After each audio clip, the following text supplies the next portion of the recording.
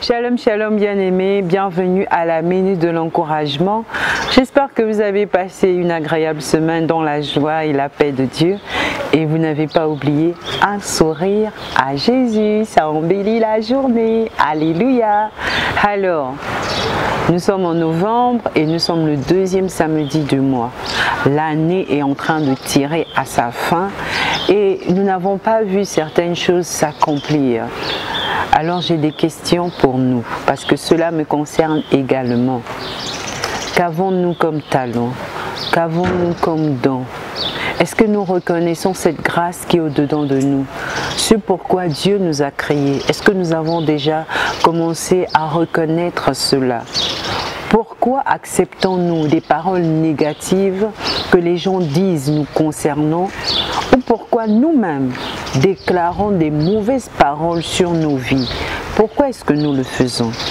Dans Juge 11, les versets 1 à 3, la Bible nous parle de Jephthé. Il a été rejeté par sa famille parce qu'il est né d'une prostituée.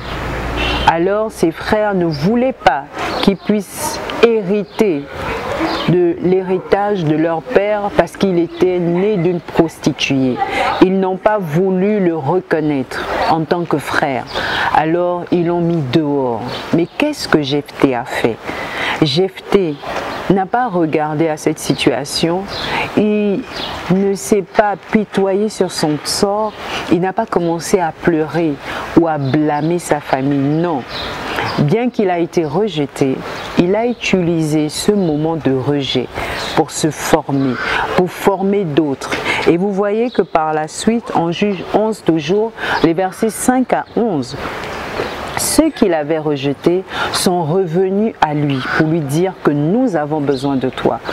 Oui, ils ont reconnu le talent qui était en Jephthé. Ils ont reconnu ce don qu'il avait.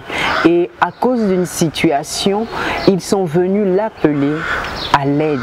Ils avaient besoin d'aide, ils avaient besoin de Jephthé. Alors, bien-aimés, pourquoi vous décourager?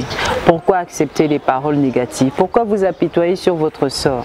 Reconnaissons le don qui est en vous et travaillez là-dessus. Si les gens ne croient pas en vous, croyez au moins en vous. Parce que si vous-même vous ne croyez pas en vous, comment est-ce que les autres pourront croire en vous? Il est temps de croire en vous. Il est temps de croire à votre potentiel, à votre don, dans le nom de Jésus. David était dans le désert en train de s'occuper des brebis. Le dernier de la famille, envoyé dans le désert en train de s'occuper des brebis.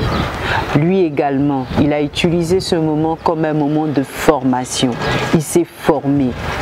Parce que par la suite, en 1 Samuel 17, des versets 34 à 37, il y avait une situation en Israël. Il y avait un Philistin, un géant philistin qui menaçait Israël. Et David est venu se présenter en disant que lui, il peut vaincre ce Goliath, il peut descendre ce Goliath, il peut faire taire ce Goliath qui menace Israël. Pourquoi il pouvait le dire? Pourquoi il avait cette audace? Parce qu'il connaissait le talent qu'il avait. Lorsqu'il était dans le désert, il se battait contre l'ours qui venait pour pouvoir attraper ses brebis. Il se battait contre l'ours. Alors, bien-aimés, levez-vous, reconnaissez le don qui est en vous.